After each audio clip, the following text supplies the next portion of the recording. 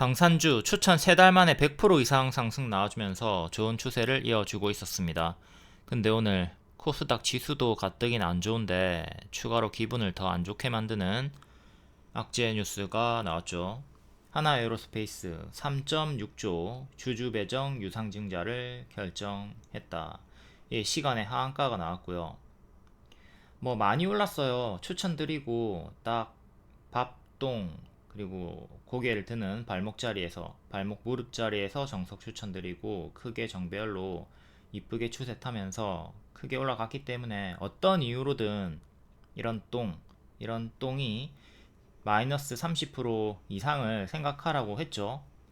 뭐 하락할 수 있던 자리였는데 뭐 아무런 뉴스가 없어도 하락할 수 있는 크게 하락할 수 있는 자리긴 했습니다. 하지만 그 하락 이유가 주주를 전혀 배려하지 않는 주주 배정 유증 결정이라는 게 상당히 기분이 나쁘죠. 지금 65만원까지 떨어졌고요.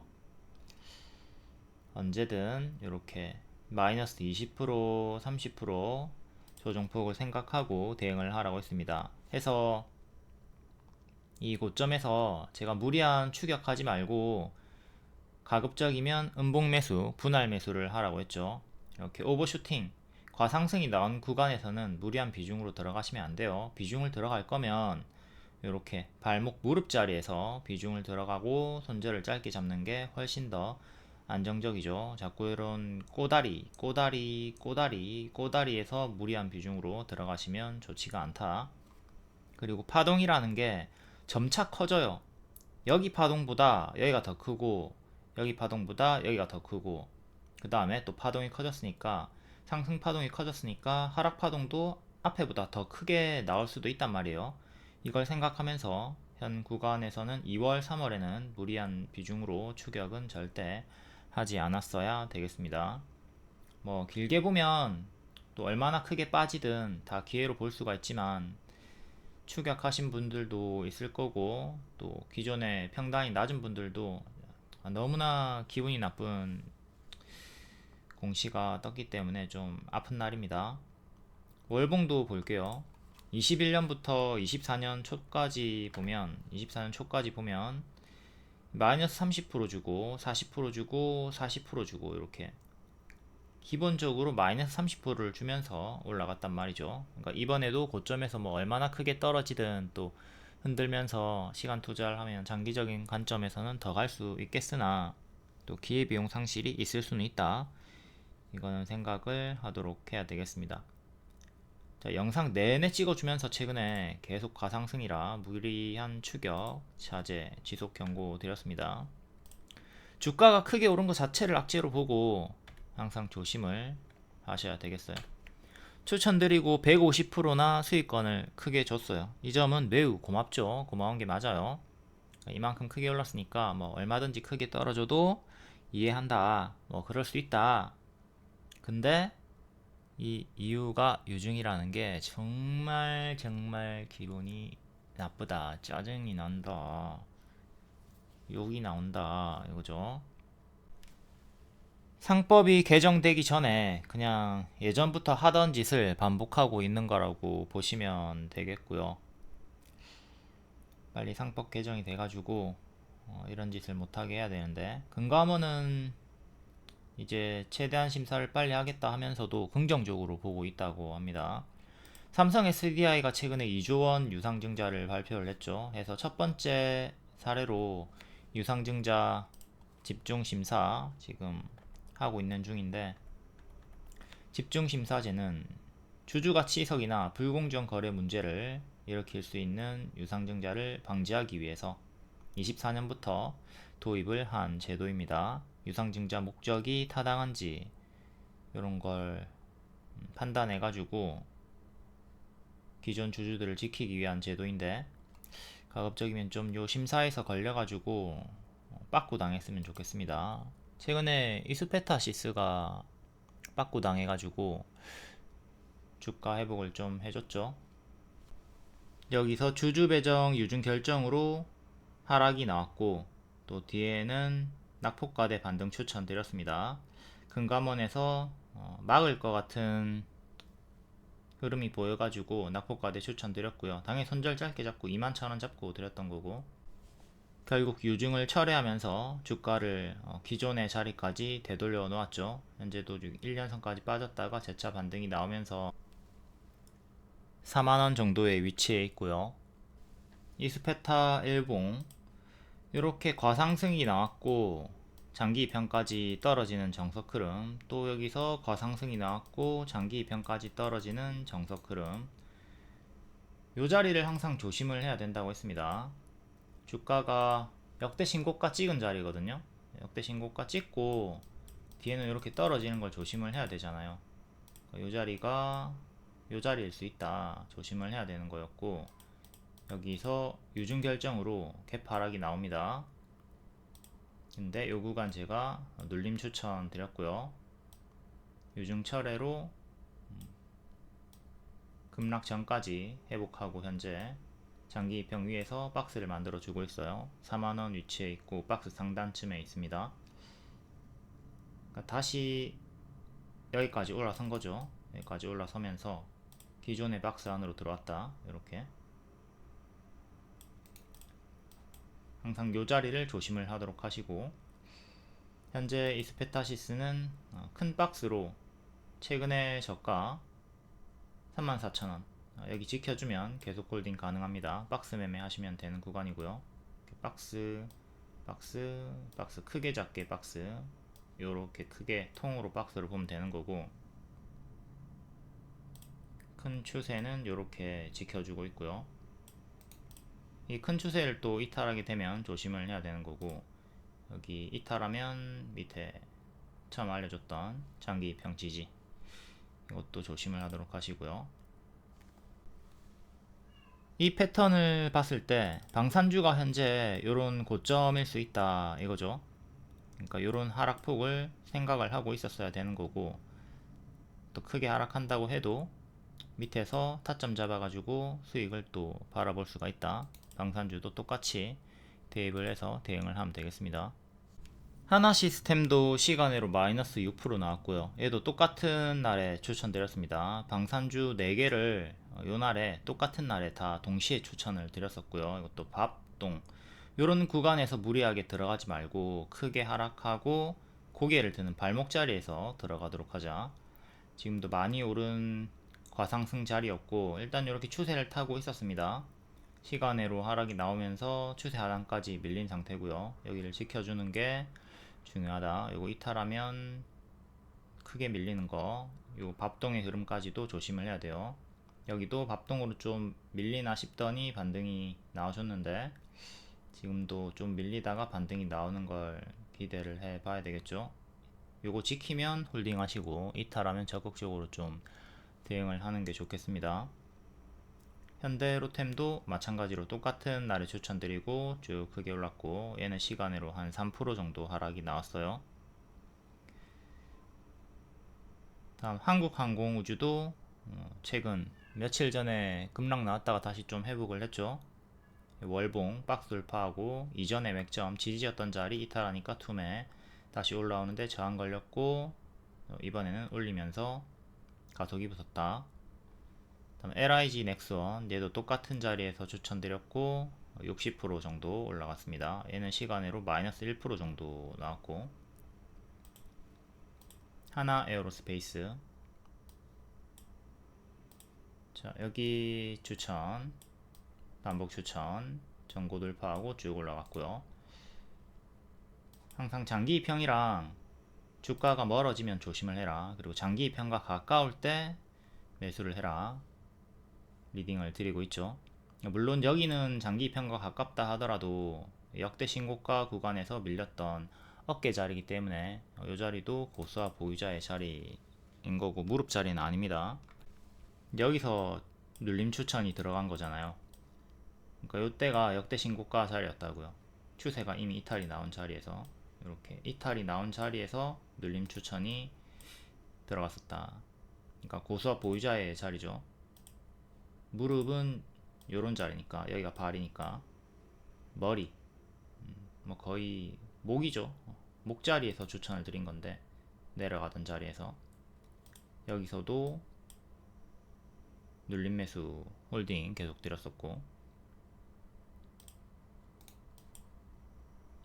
목자리에서 가속이 붙어서 올라갔다.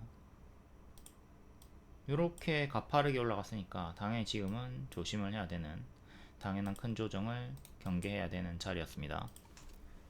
누차 말씀드리지만 주가가 크게 오른 것 자체를 악재로 보고 좀 보수적으로 대응할 필요가 있다.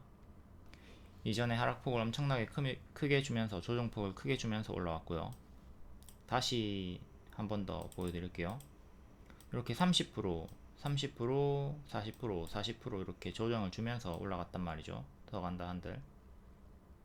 최근에도 이렇게 20%, 30%, 40% 조정을 주면서 올라갔고, 똑같이 이 자리에서도 마이너스 30%, 40%를 생각을 하면서 매매를 했어야 한다. 일단 추세가 유지되던 중에 21선까지도 추세를 타면서 가던 중에 이쁘게 여기는 15일선 반등, 여기는 21선 반등, 21선 계속 추세 타고 있었던 좋은 흐름의 자리였는데 시간의 한가가 나오면서 65,000원까지 떨어졌고요. 이제 이때의 저가 59만원, 59만원 지지가 중요하겠습니다. 그 밑에 수평 지지도 밑꼬리 그리고 4일의 시가, 이것도 중요한데 여기가 더 의미가 있죠. 59만원 여기를 지키는 게 가장 중요하겠습니다. 큰 그림에서.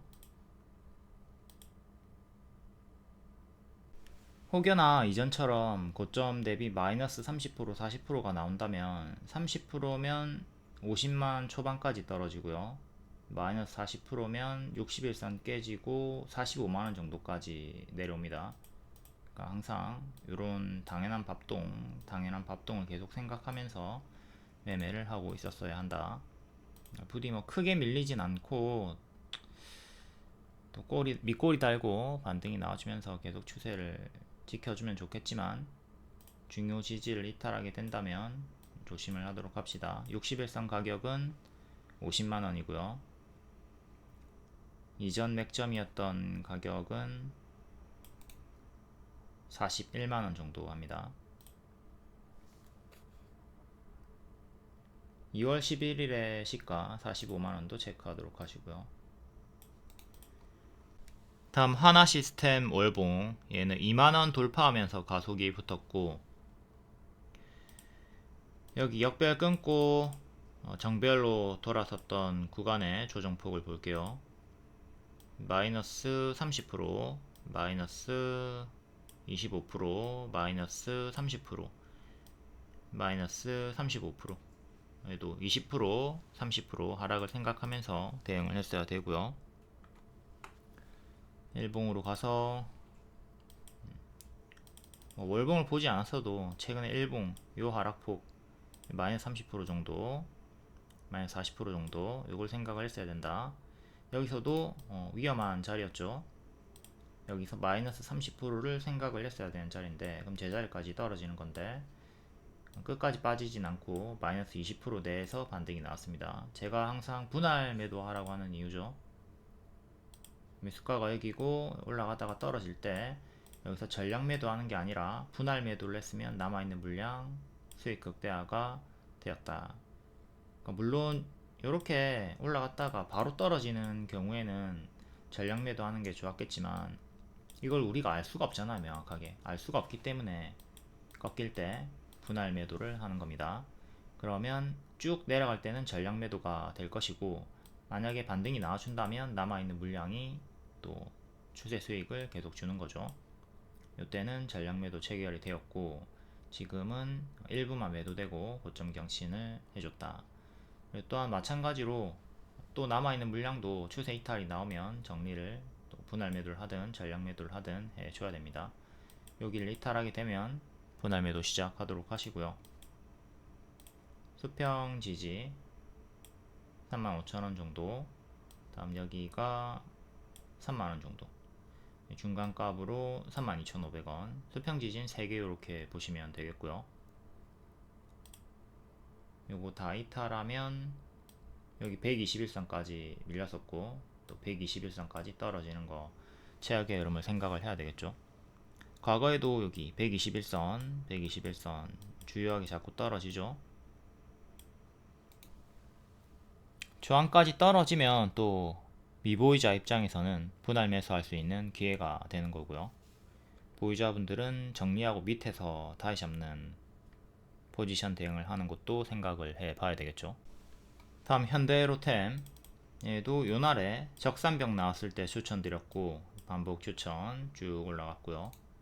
똑같이 대응하시면 됩니다. 앞에 설명한 거랑 다 똑같이 추세가 이렇게 잡혀 있고 시간으로 마이너스 3% 정도 나왔어요. 단기평으로 대응을 하셔도 되고, 수평 지지 맥점은 94,000원 정도, 이전에 저항이었던 자리 그대로 지지로 바뀝니다. 저가 자리 중간가. 단기평 볼까요? 21선 살짝 이탈했다가 반등 나왔고 21선 가격이 94,000원 정도 합니다. 이 자리가 이전 요거 맥점 여기랑 일치하는 자리가 되는 거고요. 좀 짧게 볼 거면 11선, 15일선 보시면 되겠죠. 다음은 한국항공우주, 얘도 마이너스 3% 정도 나왔고요. 18일에 마이너스 10% 정도 나왔는데 워낙 크게 오른 자리니까 당연한 조정이다 라고 했고, 좀 다시 반등을 하나 싶더니 11선을 이탈을 했습니다. 시간으로. 이것도 똑같이 크게 올랐다가 제자리 박았던 적 있고, 똑같이 크게 올랐고 기본적으로 반토막 나오는 건 생각하면서 매매를 했어야 된다. 이전 맥점은 7만원입니다. 그리고 15일선이 8만원, 21선이 75,000원, 5,000원 단위로 딱 떨어지네요.